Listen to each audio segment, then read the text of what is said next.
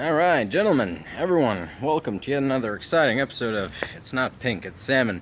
And I guess there's no escaping. We're gonna have to talk about the Iran-Israeli war, the Iran war, whatever the fuck we're calling it. Someone pointed out, we just keep giving these lame-ass names to wars. Like, we used to have shit like, I don't know, the 7 Years' War, the whatever, but now we're just not naming them. Anyways, I've been trying to avoid the topic because, honestly, I don't care about that region of the world. But now that America's becoming involved, I guess we're going to have to talk about it. So, everyone's saying this is because of nukes, this is because of deterrence, this is because of this is because of that. I think people are losing the plot. People are not understanding that the real cause of this war is twofold. The first reason is because Benjamin Netanyahu is a criminal, and the second reason is because Donald Trump is a psychotic toddler. Now, of course, there have been essentially secular trends hurling Iran and Israel towards each other, putting them on a collision course to have some sort of conflict for the better part of the past 3 decades. But first thing you got to understand about that particular part of the world is that no state, no actor there goes to war for foreign policy reasons. They all go to war because of domestic reasons. This is because the states of the Middle East, here I include Israel, they're not states the way Europeans understand them. They have a sort of clan, consensus-based structure. And the reason you go to war, the reason you take this utmost tool of statecraft, this utmost act of statecraft is essentially to secure domestic power. So what was the song and dance for the past 20 years? Iran would declare death to America, death to Israel, death to the Zionist entity, yada, yada, yada. And it would use this to pacify its civilian population, its domestic population. Whereas Israel would declare, the Mullah regime is a month away from developing nukes. And yeah, Iran's been a month away from developing nukes since '98. So yeah, not real news, not really anything significant to speak of. And it would use this to galvanize public support for whatever the fuck the Israeli government wanted to do. But what changed? What changed was at some point in 2022, I believe, Benjamin Netanyahu was hauled in front of an Israeli court for corruption charges. I forget exactly what he did, but people got to understand, Israel is not a liberal democratic state like European countries are, or like America pre-Trump was.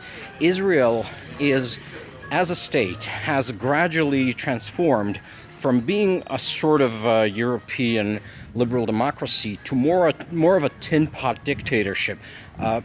Fundamentally, the most similar to, I would say, Saddam Hussein's Iraq, although there is some parallels with Bashar al-Assad's Syria. And of course there is the personality cult around the dictator and his family. There's Benjamin Netanyahu and his sons, who are prominent figures of everything. There is the equivalent of the Ba'ath Party, that's Likud, that's the ruling party of Israel, which has an insane, genocidal, world-ending ideology. They're actually quite nuttier than the Baathists were in Iraq and Syria. And essentially Likud takes their democratic mandate, the fact that they've been voted in by the majority of Israeli citizens, as a license to steal, to break the law and behave like they're basically allowed to do anything, which is something that also Donald Trump believes, that Viktor Orban believes, and all of these. And of course a lot of these leaders, they're also allies of Likud. They are very pro-Likud in their foreign policy choices and in their domestic choices. These people love Likud.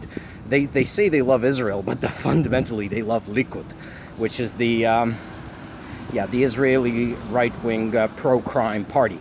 And since Likud is the crime party, they have, of course, been doing a lot of crime. They've been doing a lot of scams. They've been selling officer billets in the IDF to loyalists.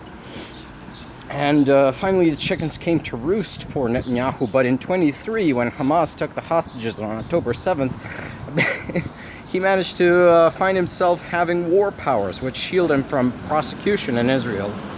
And as long as the war is on in Israel, as long as he has war powers, he cannot be prosecuted.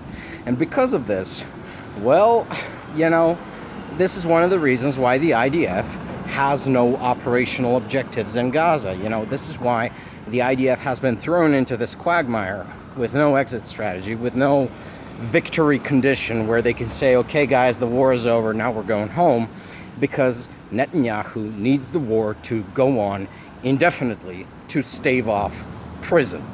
That's all there is to it. That's why Hezbollah, which did but fuck nothing while the IDF was destroying Gaza, that's why they were attacked. This is because Netanyahu needed to prolong the war. So okay, Hamas is pretty much a non-factor in Gaza right now, and Hezbollah is a non-factor. They've been destroyed, disabled, decapitated, whatever the fuck. So Netanyahu's just looking for more gangs of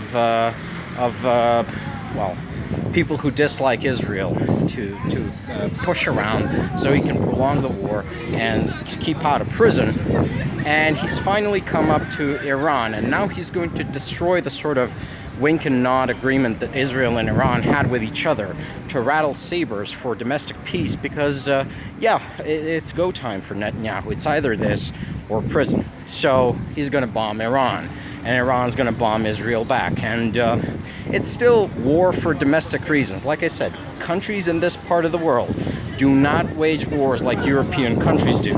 Israel used to wage total wars, like specific concrete wars with specific concrete aims, like the Six-Day War or the Yom Kippur War, but Israel has transformed so dramatically under the rule of Likud. And demographically, I mean, Israel went from essentially a state of Ashkenazi Jews to a state of Sephardic Jews due to differing birth rates.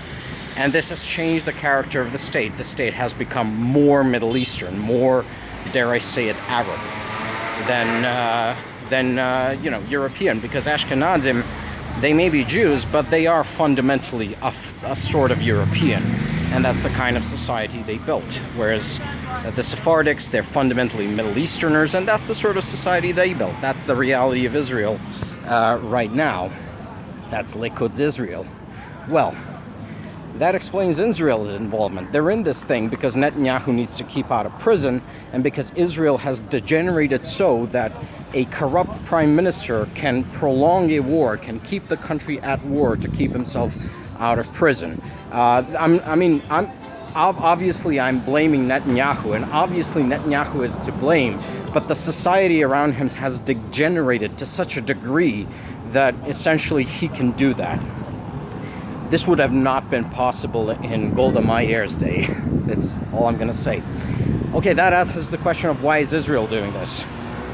But why is America doing this? And the answer is even stupider. The answer is Donald Trump saw the war on Fox News, thought it was cool, and wanted in on it. Because Fox News was running wall-to-wall coverage of just Israel bombing Iran, and this apparently looked very tough, very awesome to Donald Trump. So what he did is he started taking credit for shit that Israel did, claiming that America did it so he could look tough. Yeah, it's that stupid.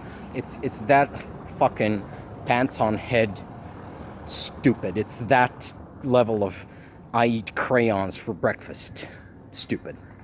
That's what happens when you elect psychotic orange toddlers.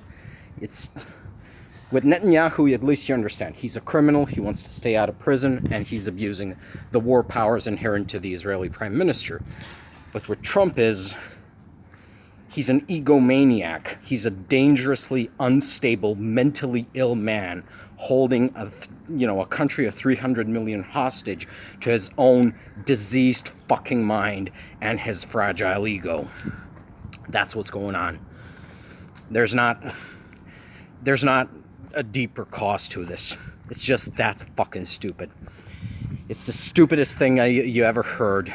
And it's happening right now when people are dying because of it, and America is getting dragged into another Middle Eastern quagmire because someone woke up and thought, you know what, I want to do that shit my criminal friends are doing. And this is why you don't vote for criminals, and this is why you don't vote for psychotic toddlers, no matter how bad the alternative may seem. Bye-bye, folks, and take care.